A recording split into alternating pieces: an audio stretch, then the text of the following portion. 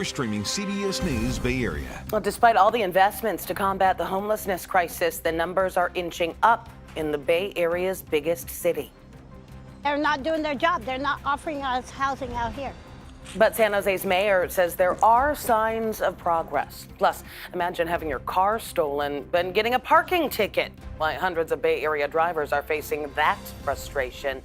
And the increasing demand for a life-saving resource will take you inside a local milk bank to show you how a team is meeting the moment. Thanks for joining us this Tuesday. I'm Ann Makovic. Wednesday, rather. We're going to have these stories and lots more coming up right after our news headlines. San Jose police say that this fire was set intentionally, and they've charged the suspect with both arson and murder. The fire started early Sunday morning on North 27th Street. And police say when they got on scene, they learned an employee who was supposed to be inside couldn't be found, and the building was too unstable to go in and search. Well, the day after the fire, a body was found inside the rubble. Police have arrested 35-year-old Yesenia Estrada. She's been charged with murder and arson. Police have not said if she knew the person who died in the fire. That person's name has not been released. A driver smashed into at least 6 parked cars in Alameda overnight, leaving the street littered with wreckage.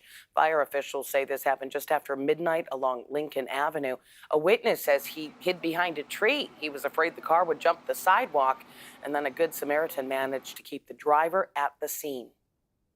He was stuck, and then another vehicle, like an older Toyota, with a camper, pinned him in so he couldn't leave just in case he was trying to get out and run. Here's a look at the aftermath. Fire officials say the driver, identified as the only person hurt, was taken to Highland Hospital by first responders. He is expected to survive.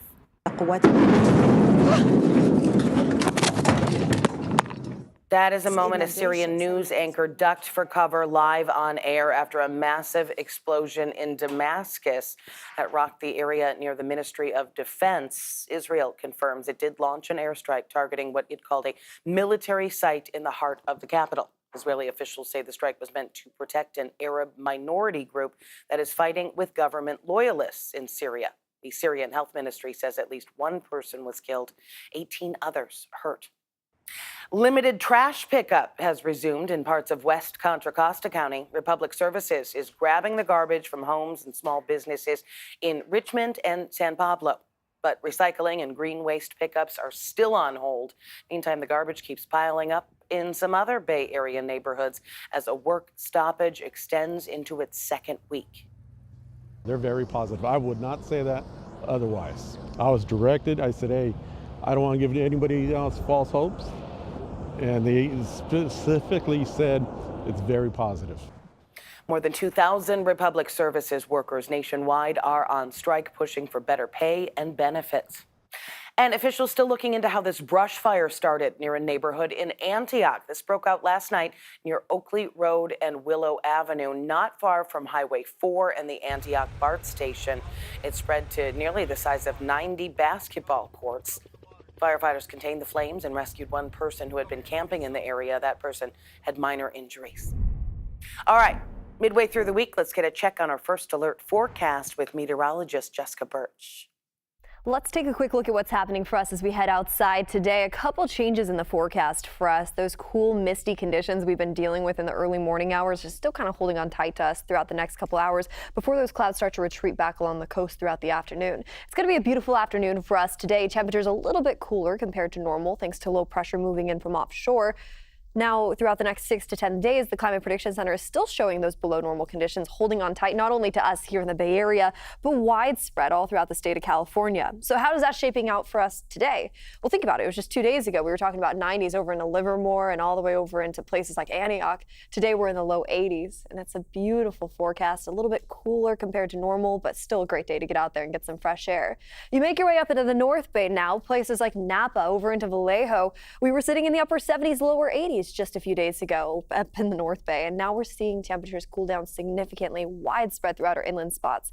Now, where that influence isn't that noticeable, it's our friends along the coast. Let's take San Francisco all the way down into Half Moon Bay, for example. 60s in the forecast today. We're going to hold on tight to that throughout the next couple days. So small day-to-day changes along the shoreline. But let's talk about the next 7 days, because for our friends in our Bay Area forecast, places like Oakland and San Francisco, we're going to see upper 60s throughout the forecast today, tomorrow, lasting into Friday. Some low 70s trickled in there too as we head into our Sunday setup, actually, and then we're right back to where we were heading into Monday of next week.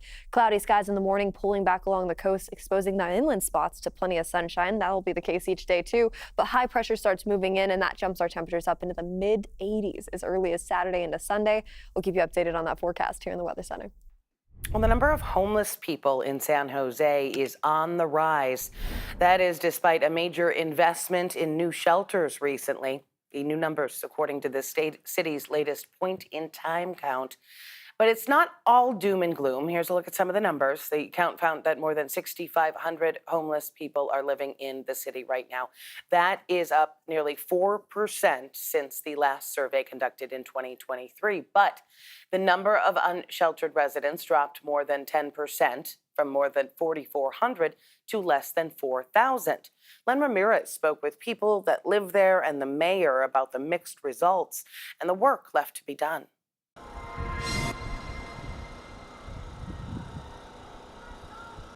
A lot of people don't want to live like this.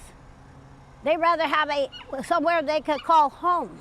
Despite San Jose and Santa Clara County building thousands of new low-income units and tiny homes in recent years, some residents are still falling through the cracks, like Catherine Davis, who has been homeless for 6 years and now lives out of this crowded minivan. They're not doing their job. They're not offering us housing out here. You know, they're just moving us around.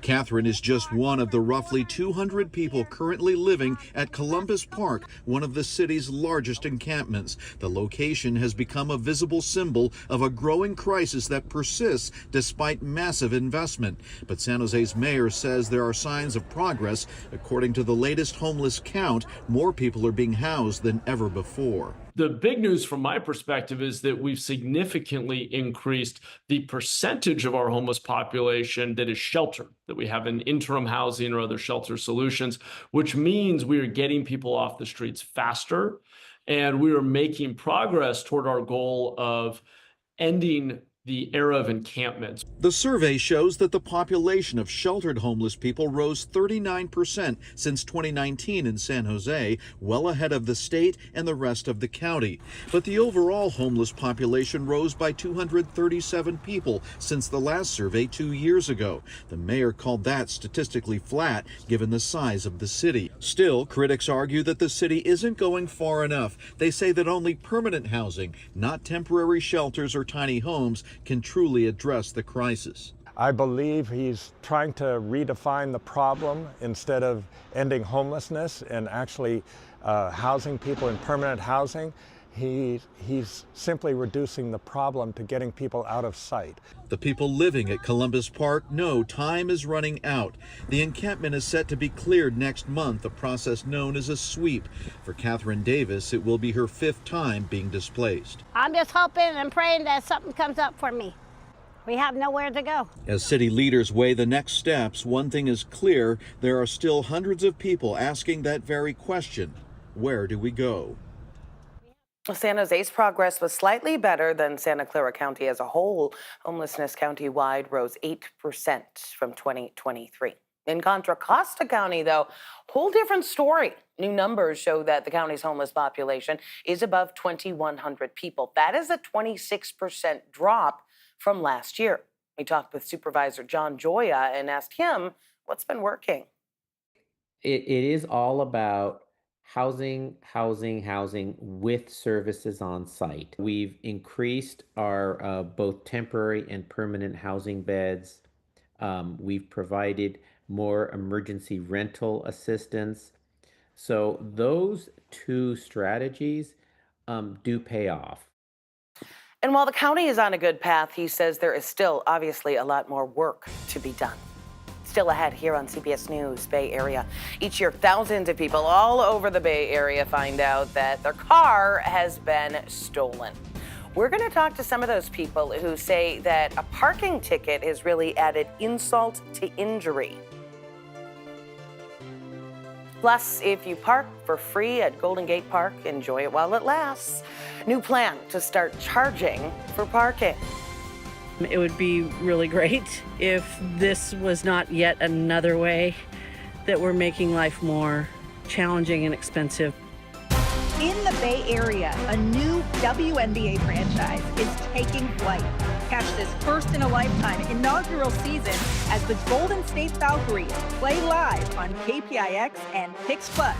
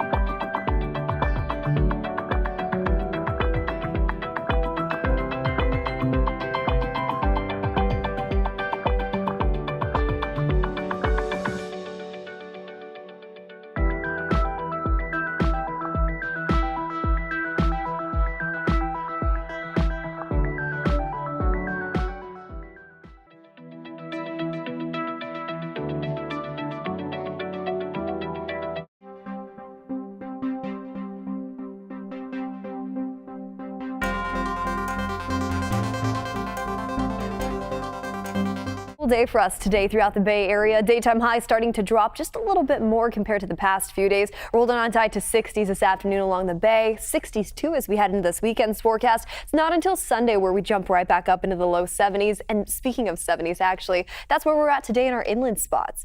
We're going to slowly start to see high pressure move its way in from offshore. That warms us up, it dries us up, it drops relative humidity. So we're going to see 80s right around the corner as we head into this weekend. And then it drops a bit more heading into early next week. Police in San Jose say there was a fire that was set intentionally, and now they have charged both the suspect with arson and murder. Also talking about another investigation that is underway right now into a homicide case that was near Solari Park.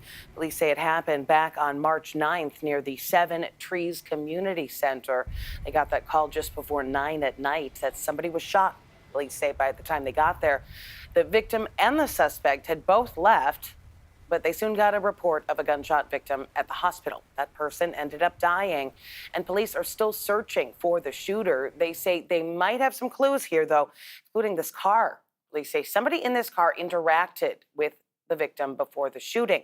Right now, they're calling this a vehicle of interest. It's a Honda Accord Sport with tinted windows. Police say they also have a lead on a possible motive. We have seen an increase in gang activity there in the area of Solari Park, which is over there in the 3500 block of Cass Drive.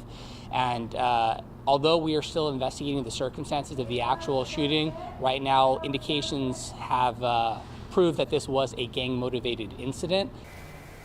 This was San Jose's 4th homicide of the year. Every year, thousands of people in Oakland have their cars stolen, and many of them now say that it feels like the city is also reaching into their pockets. Now, we should point out that vehicle thefts are way down in Oakland so far this year. The numbers of reports have dropped by nearly half. That is according to the latest data from the city. But that trend, not much comfort to the 3,300 people who reported their vehicles stolen so far this year. And they tell our Kara St. Cyr the city is only making matters worse. Apples.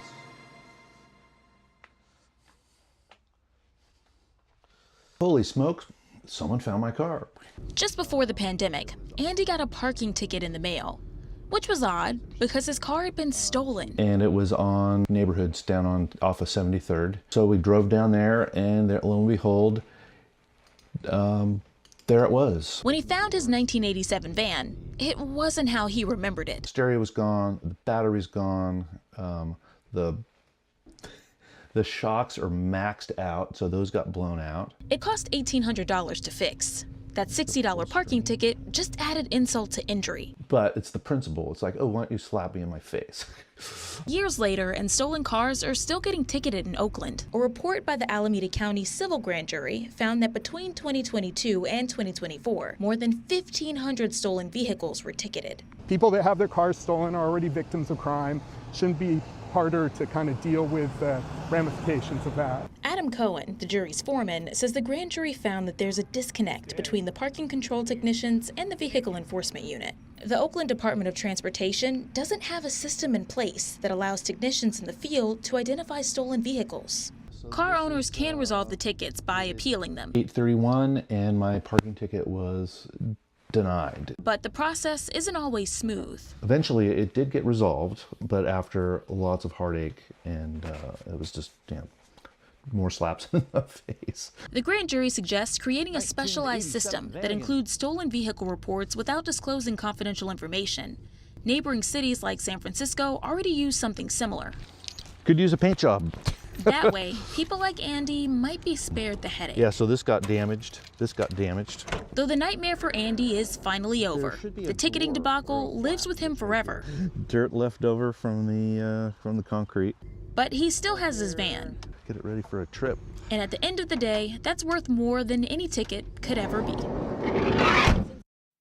A spokesperson for Oakland Transportation Department released a statement saying it is, quote, procuring our next generation parking citation management system right now, and support for stolen vehicle hot list information is one of our requests for improved technology. The San Francisco Board of Supervisors approving a plan to ban people from living on the streets in RVs. We've been covering this proposal for weeks. That proposal from Mayor Lurie sets a 2-hour parking limit for oversized vehicles. An amendment to that measure requires that the city help SFMTA manage a permit program for temporary exemptions. But critics say the details of that program have still not been fleshed out.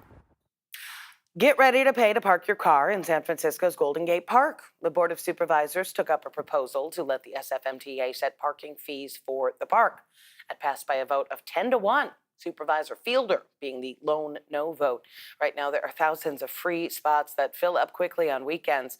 Lauren Toms talked with people in the park who are not exactly thrilled about paying to park. More than 24 million people visit Golden Gate Park each year. Today, Gail came to celebrate something unforgettable, her son's wedding, just hours earlier. We had a simple ceremony at the city courthouse today and had decided to have a picnic here. Like many, she drove and parked in the 1,000-acre park that could charge vehicles to pay to park along the winding curbs. You know, there are just certain things that are really important to keep available for healthy lifestyles and for families to do together.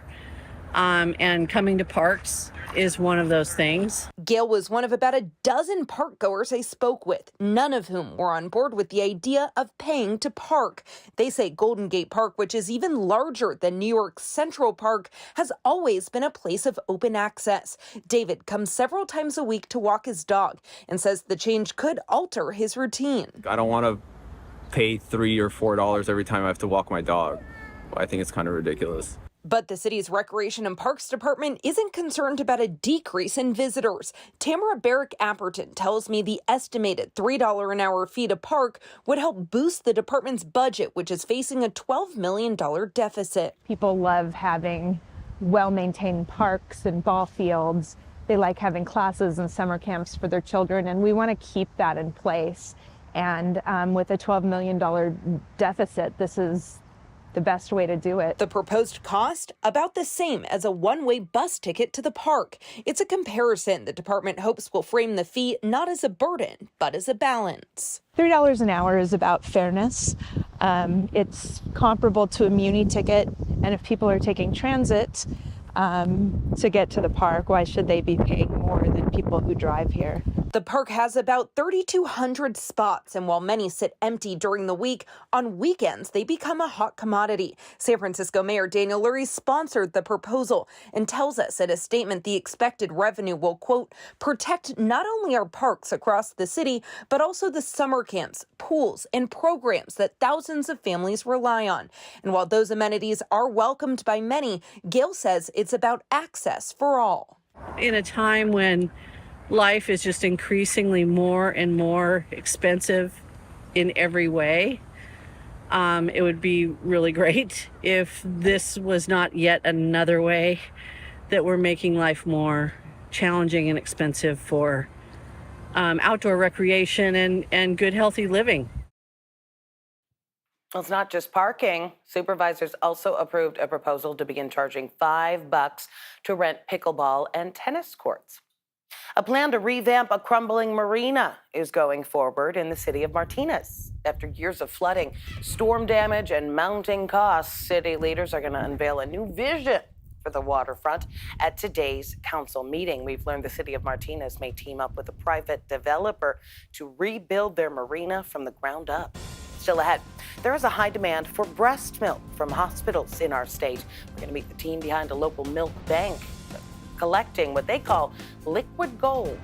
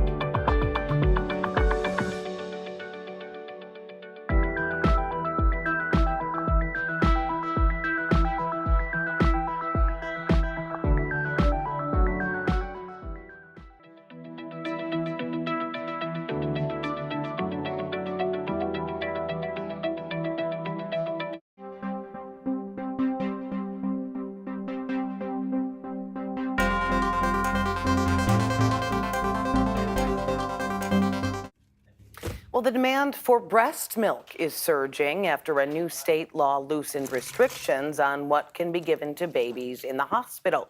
Suji Nam takes us inside a local milk bank and introduces us to the team that is collecting what they call liquid gold.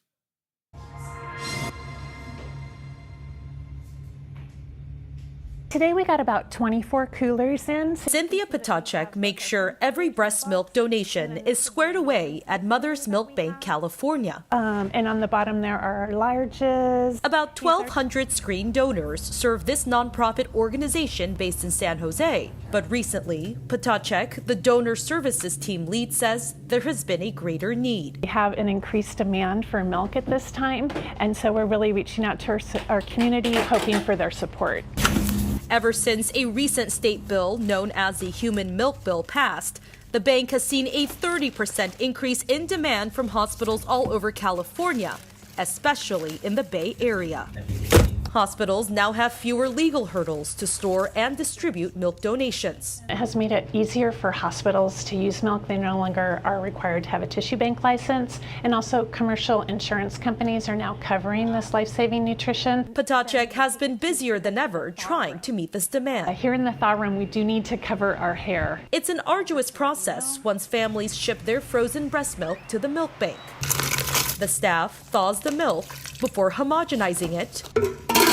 Then it's bottled, pasteurized, and then frozen again. Because the sample is sent out to the county, we're required to wait until we get confirmation that it's safe, and then we're able to ship it out to our hospitals. Mother's Milk Bank ships out about 7,000 ounces of milk daily to about 60% of hospitals in California. These are the... Tessa Elkins, a San Jose mother, has donated 3,000 ounces of milk. Families in need who aren't able to produce breast milk for their babies. So I wanted to be able to do that. Donations from new mothers like Elkins help save lives of NICU babies, infants whose mothers may not be able to breastfeed, and even foster babies. And if it's just 2 ounces at a time, all of that milk can save a baby's life. And with this teamwork of compassionate Bay Area mothers, the mission is personal. I personally pumped for my son when he was in the hospital, and so I know how stressful it can be. And Potacek hopes that more mothers can jump in and help. Breast milk isn't just nutrition, it's medicine. Because every ounce of milk can save a child's life. Mother's Milk Bank California says more than 16 million ounces of milk were given out thanks to more than 25,000 donors over the past 50 years. Coming up in the next half hour here on CBS News Bay Area, volunteers at Oakland's animal shelter say conditions there are unsustainable. How budget cuts are forcing the city to make some tough choices. We have people in the parking lot letting animals loose. We have people on our streets, at parks. This problem is only going to compound.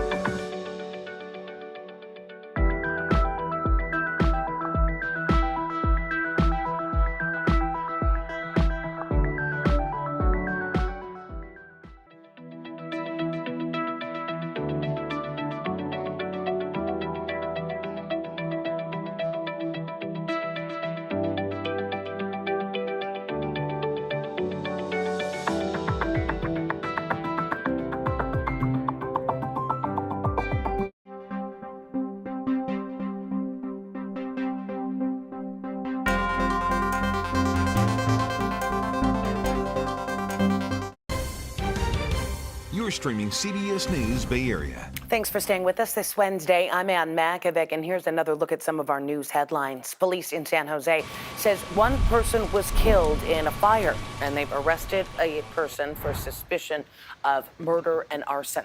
The fire broke out early Sunday morning on North 27th Street. Police found a body inside the rubble a day after the fire, and now they have announced the arrest of 35-year-old Yesenia Estrada of San Jose. They have not yet released a motive.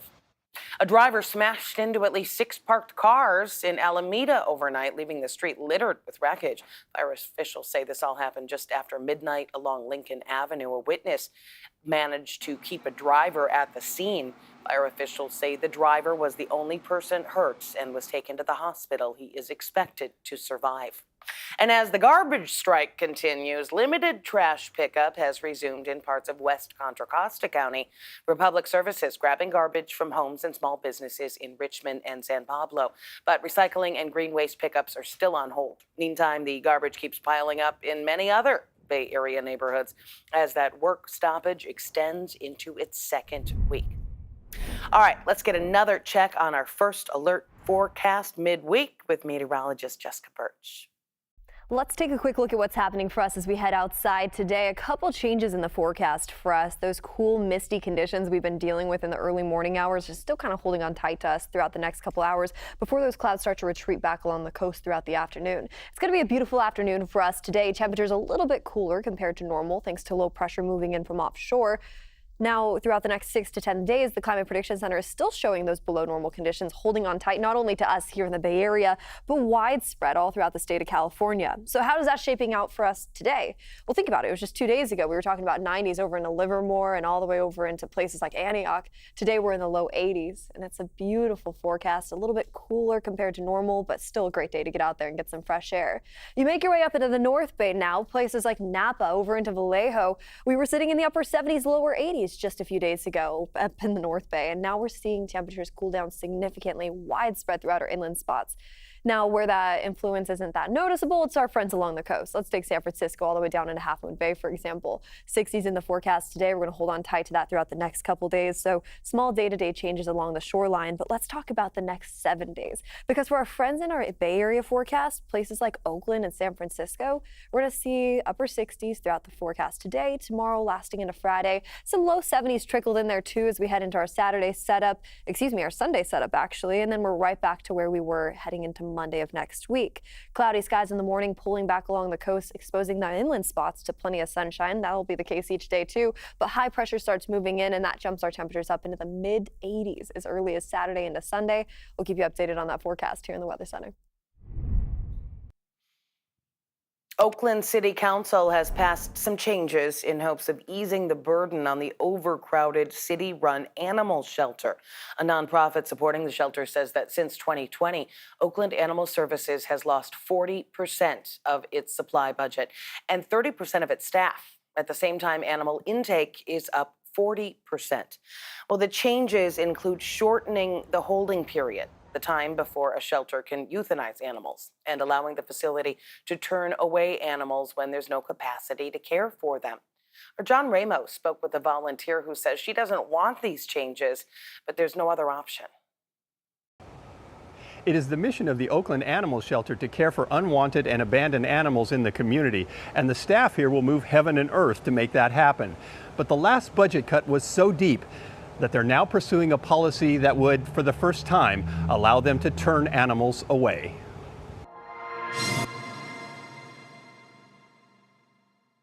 If someone had an animal to turn in at the shelter today, they were out of luck. Prior budget cuts have closed the facility to the public on Tuesdays and Wednesdays.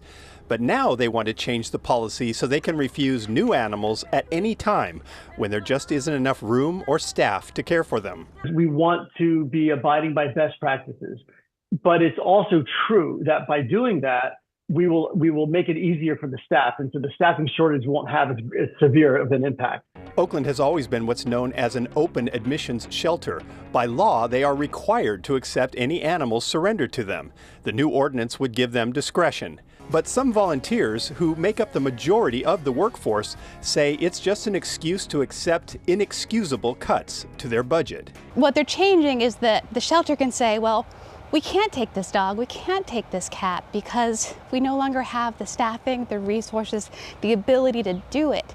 And that's the problem. The problem is that they keep cutting the budget. Just recently they cut 8 permanent full-time staffing positions, so we'll have even less people working with the animals. It's just a mess, and we want the people of Oakland to know about this. Johanna Widger and Willow Learoff donate their time to taking care of the animals in the shelter. They say the new ordinance may be a practical reality, but it will have dire consequences in the future. We have never seen such a severe and drastic staffing shortage as we have now. To lose 8 full-time positions from an already skeleton crew of staff is devastating, and the shelter is truly in crisis because of it. We have people in the parking lot letting animals loose. We have people on our streets at parks. This problem is only going to compound. And the heartbreaking results were suddenly there to see. A woman arrived carrying a tiny newborn kitten she had just found in the street. This little baby was under a car, a parked car, so. But then she was told there was no one available to accept it, and she left with the kitten still in her arms. The volunteers say the shelter has been an easy target for the budget axe, and they have been dealing with more and more cuts every year. But now they say they have been cut too far, and the solution of turning away animals from an animal shelter is really no solution at all. I had to bring this up because I think that it's important for people to know that we've had death by 1,000 cuts. With this staffing crisis, there's no easy immediate answer for it, but changing an ordinance is something that is disastrous to the community. The director says he would like a system that tries to connect pet owners with the help they may need to keep their animals. But the volunteers say with the budget cuts, there is simply no one left in the building to do that. Well, meantime, San Jose has spent the past 7 months trying to implement dozens of changes recommended by an internal audit back in December. That audit found the shelter was completely overcrowded and horribly unsanitary, with some animals living in their own filth. Also increased the animal care and services budget by nearly $2 million and is in the process of hiring someone new to run the department. And just last month, we reported on overcrowded shelters issues in San Francisco, leading there to an increase in euthanasia. City officials believe are placing the blame mainly on people returning pets they adopted during the pandemic and not getting their animals spayed and neutered. They also say the local SPCA is not taking in as many pets from the city shelter as it used to. Well, a group of bear cubs keeping a rescue group busy in Placer County. These cubs come from all over Northern California, but they share a similar tragic background. Reporter Connor McGill has that story. The team here says they've seen nothing like it. 6 bear cubs brought in just a matter of a week. Now under their care, they're capturing the attention of thousands on social media. 6 black bear cubs rescued in just days from all across Northern California. Rubicon and Tahoe, Lassen and Trinity, Shasta and Rollins.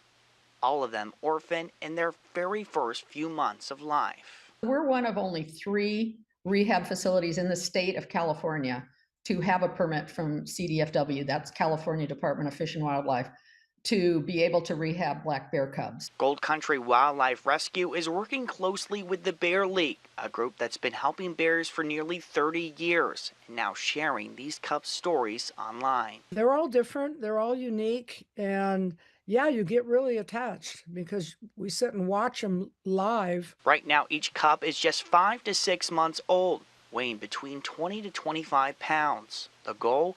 Help them grow strong enough to be released back into the wild. Right now, they're little tiny cubs, but by the time we release them next spring, they're typically anywhere between 150 and 175 pounds. The team knows the reality. Not all cubs have it out alive. But there's hope for these 6, now safe in the rescue's care. We know we're going to lose some. It's just part of life. But we hope that the rest of them make it. So far, so good. Gold Country Wildlife Rescue says the cost of raising the wild cubs can add up quickly. They're asking the public for donations. A staple of San Francisco's Mission District has cemented its spot long-term. The staff at the Roxy Theater announcing their purchase of the building at 16th and Valencia Streets is moving forward. The staff had been working for months to raise $7 million. That purchase closed in May. The theater had been renting out the location for the past 112 years. Henry Rosenthal, who is a member of the Roxy Theater board, called the purchase a dream come true. He tells us what moviegoers can expect going forward. It's a revitalized theater with new technology, new screens, just upgraded everything, and a well-maintained building, and that we hope will carry us forward indefinitely into the future. He also says the support from the public has been overwhelming since they started raising money for the purchase. Coming up next, while most kids are enjoying their summer break, we're going to introduce you to a group of Bay Area teens back in the classroom, perfecting an invention to help people with mobility issues. And it basically just makes it easier to do everyday tasks like picking up like a pencil or like grasping objects. In the Bay Area, a new WNBA franchise is taking flight. Catch this first-in-a-lifetime inaugural season as the Golden State Valkyries play live on KPIX and Pix Plus.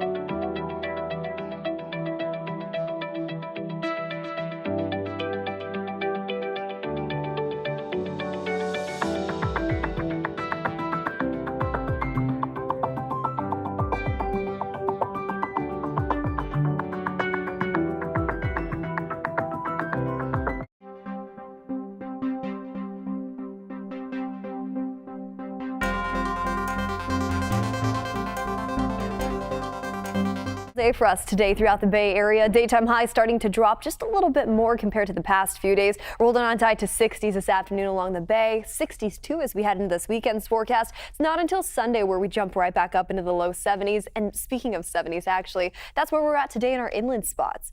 We're going to slowly start to see high pressure move its way in from offshore. That warms us up, it dries us up, it drops relative humidity. So we're going to see 80s right around the corner as we head into this weekend.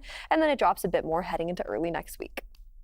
Well, most high school students are enjoying their summer vacation away from school, but one group of teens in the East Bay decided that they would rather spend their free time inside the classroom. They're trying to perfect their latest invention after being honored with a very prestigious award from MIT. Ryan Yamamoto shows us it is a high-tech design that could someday help people with hand mobility issues. When a group of students at Ignacio Valley High School were handed a problem, I'm controlling each of the fingers individually. This is the invention Jonathan Perez and his peers came up with. For example, the middle finger, I can bring it all the way down. And then same thing for the index and the ring finger. So this is our prototype. A prototype that Anaya Taylor describes as an exoskeleton hand. This project is officially named Dextera, and it basically just makes it easier to do everyday tasks like picking up like a pencil or like grasping objects. The students at Ignacio Valley High School began working on the blueprints and concepts for their design back in October. After their proposal earned them a Lemelson MIT Invent Team grant worth $7,500.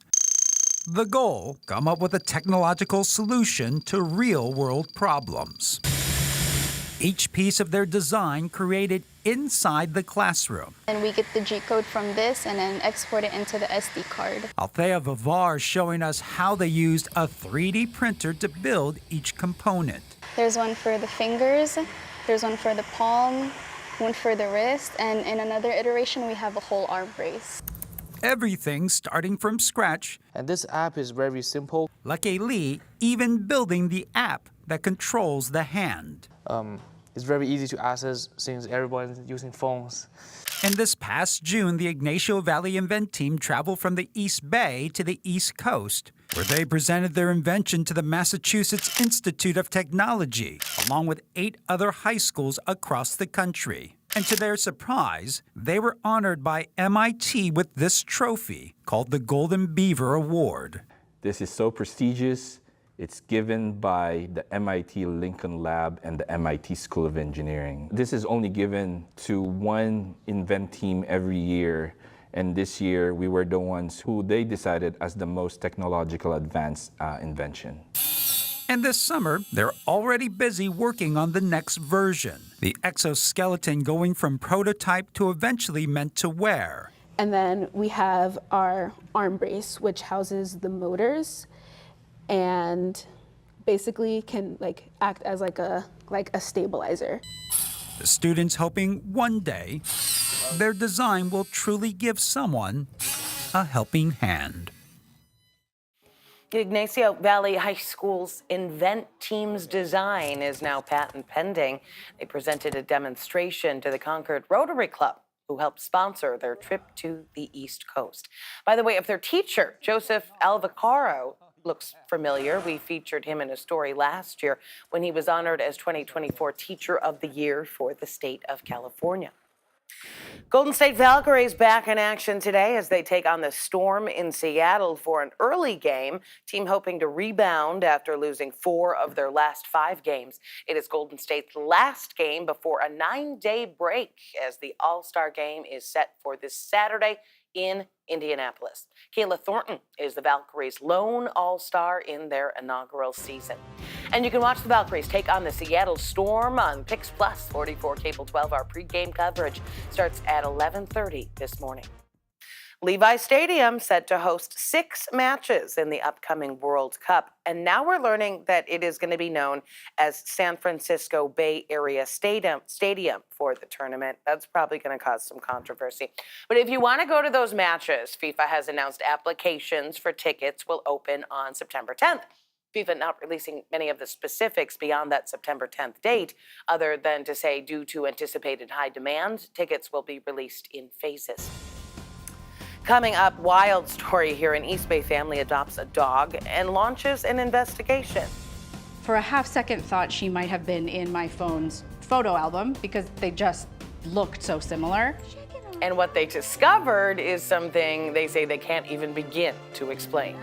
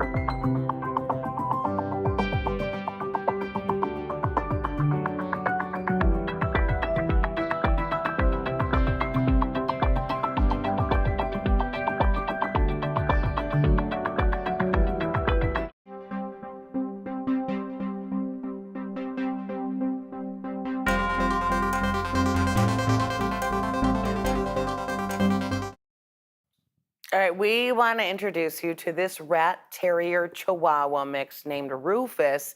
He was a proud member of the Reef family from the East Bay for 15 years before he crossed the Rainbow Bridge in April. So that's when the family decided to rescue another dog, this one named Ziggy. Notice any resemblance there? Well, it turns out the two dogs share a lot more in common than just their looks. Our Amanda Harry has this story on a twist of fate that left a grieving family believing in miracles. Ziggy, come here. Some connections come only once in a lifetime, but for the Reef family, it came twice. I don't think there was more of a true example of like love at first sight. That's how Jillian Reef remembers meeting her dog Ziggy back in April. It was just days after losing Rufus, who she described as her soul dog.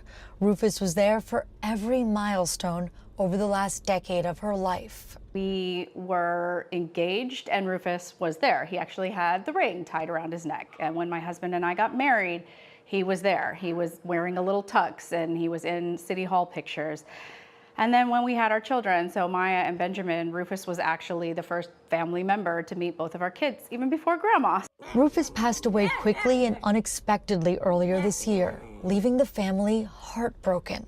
That night, Reef's 6-year-old daughter, Maya, was looking at adoptable dogs. She stumbled upon Ziggy at Muttville in San Francisco and showed him to her mom. They both look like the same colors. In the state of mind that I was in, I looked at it and for a half-second thought she might have been in my phone's photo album because they just looked so similar. Reef couldn't stop thinking about Ziggy. She agonized over his photo, visiting his profile hundreds of times over just a few days. She knew she needed to make an appointment at Muttville to meet him.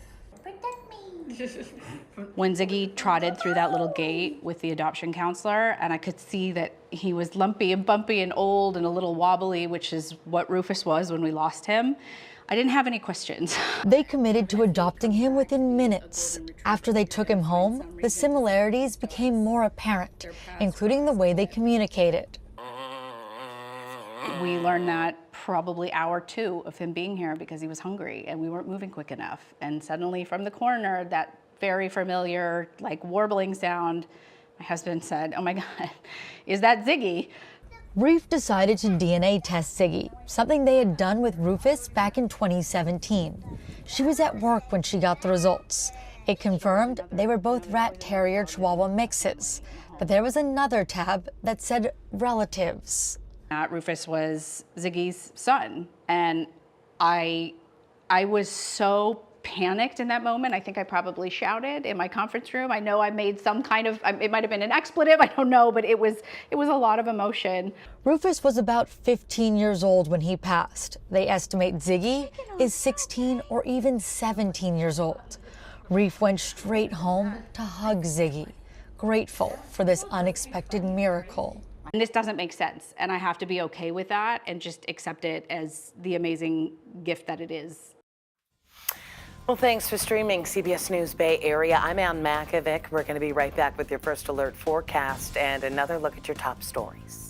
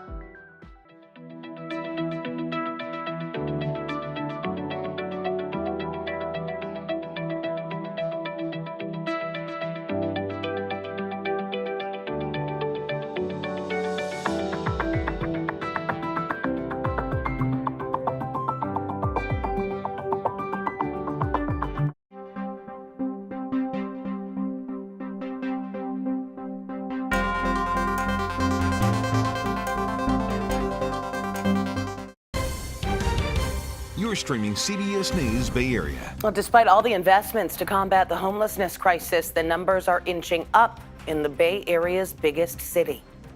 They're not doing their job. They're not offering us housing out here. But San Jose's mayor says there are signs of progress. Plus, imagine having your car stolen and getting a parking ticket. Why hundreds of Bay Area drivers are facing that